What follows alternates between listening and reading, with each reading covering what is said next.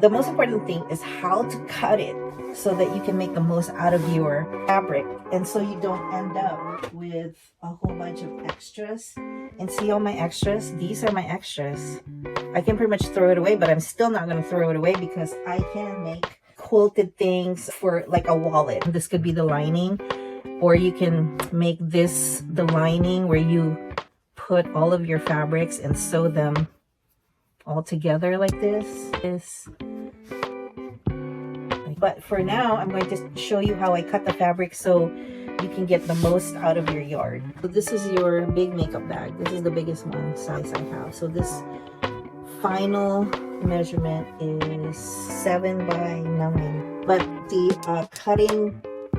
cutting size is 11 by 14. What I do is I measure it. Which side is longer? This side is longer, so I think I'm going to use this side to make my 14-inch measurement. The 45 inches divided by 14, you do the math. Because I'm not good at math.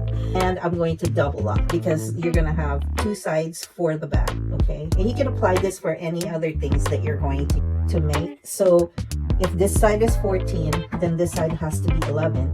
So I'm going to just fold it to the 11th mark, making sure that on this side, on the other side, I also have 11 inches.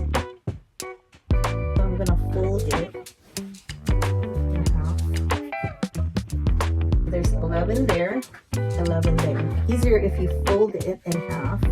If you're a beginner, iron your fabric. So these folds right here will eat into a little bit of your measurement. So make sure you do that. It's not going to be 100% accurate, but it's good enough because you have your seam allowance anyway. And usually I just take this out, cut. If you have something like this, you know you're going to have some left over on this side. So I'm going to cut it from this side where it's already cut. You could just push it up there so you can see your numbers. That's part of the problem I had before. I couldn't see my numbers. And then you're going to cut 14 inches. Instead of just randomly folding it and cutting it, now you have a precise amount and you didn't waste any from the yard of fabric that you have. So here's one. That's number 2, 1 yard of fabric. So I have 3 big bags now. What can I do with this? Maybe a keychain wristlet like this. You can make one. So, and my measurement here is 3 by 12. Then for my medium bag, 11 by 8 inches. If you want to make one more large, you can. Pretty much the whole premise of this video is to just show you how to fold your fabric and cut it so that you can get this as much as you want, because I can't tell like how much you would want. You might want 10 medium bags, or you know, and then it's not the same measurements, but this way you can see that I'm already using most of my fabric, and you're probably going to end up with just this much. What can you make with that? That's part of your quilt. The way I see it, I'm just going to make all medium bags out of this, and then whatever's left over, I'm going to make either scrunchies or whatever.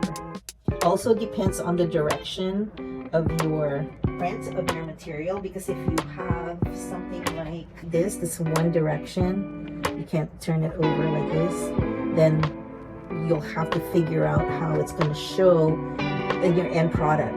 So this is more constricted, if you will, about how many things that you can make, because it's not, interchangeable. So keep that in mind. You would really want to have something like either like this or something like this. Look at this cute print. It's French fries. How fun.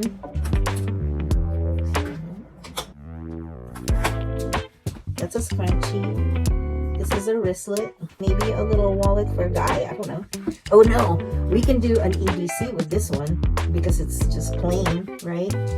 For a guy, for Father's Day. Okay, we're gonna make ADC with this one for Father's Day.